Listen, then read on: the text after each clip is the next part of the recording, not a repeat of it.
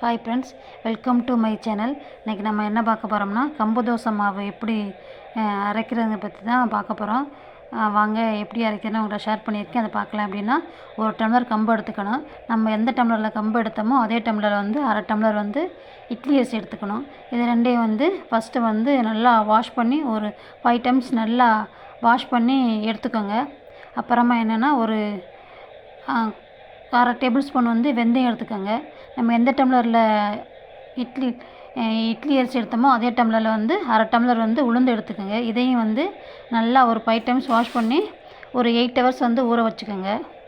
8 hours ஊற வச்சதுக்கப்புறம் நம்ம அரைச்சி எடுத்துக்கலாம். இது வந்து உளுந்து, கம்பு, இட்லி அரிசி, வெந்தயம் எல்லாத்தையும் வந்து ஒன்றாவும் வாஷ் பண்ணிவிட்டு ஊற வைக்கலாம். இல்லை தனித்தனியாக இட்லி அரிசியும் கம்பையும் ஊற வச்சுக்கிட்டு அப்புறம் உளுந்தையும் வெந்தயத்தையும் ஊற வச்சுக்கலாம். நமக்கு எப்படி நம்ம வசதிக்கு ஏற்ப வந்து நம்ம ஊற வச்சுக்கலாம். இன்றைக்கி நான் எப்படி ஊற வச்சுருக்கேன்னா ரெண்டையும் வந்து தனித்தனியாக வந்து ஊற வச்சு எடுத்திருக்கேன். ஒரு 8 ஹவர்ஸ் வந்து ஊற வச்சு எடுத்திருக்கேன். வாங்க இப்போ வந்து நம்ம மிக்சிலையும் அரைச்சிக்கலாம், கிரைண்டர்லையும் அரைச்சிக்கலாம். என்னோடய மிக்சி வந்து கொஞ்சம் சரியாக வேலை செய்யாதனால இன்றைக்கி நான் என்ன பண்ணியிருக்கேன்னா கிரைண்டரில் அரைச்சிருக்கேன். ஃபஸ்ட் நான் தனித்தனியாக ஊற வச்சதுனால ஃபஸ்ட்டு வந்து உளுந்தை போட்டு நல்லா அப்புறமா வந்து கம்பை போட்டு அரைக்கிறேன்.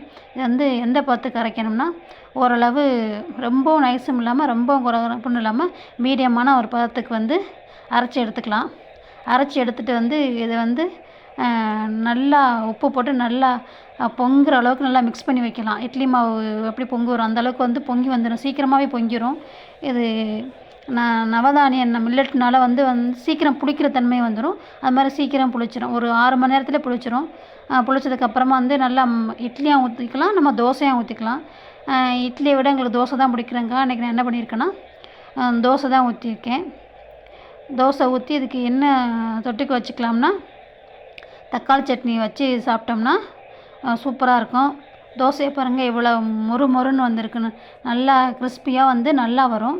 இந்த கம்பு தோசை வந்து ரொம்ப ஹெல்த்தியானது. குழந்தைங்களாம் ரொம்ப விரும்பி சாப்பிடுவாங்க. கொஞ்சம் மொறுன்னு இருக்கனால வந்து நல்லா விரும்பி சாப்பிடுவாங்க.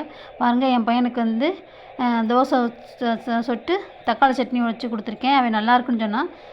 இந்த வீடியோ உங்களுக்கு பிடிச்சிருந்தா லைக் பண்ணுங்கள், ஷேர் பண்ணுங்கள், சப்ஸ்கிரைப் பண்ணுங்கள். பாய். நெக்ஸ்ட் வீடியோவில் பார்க்கலாம்.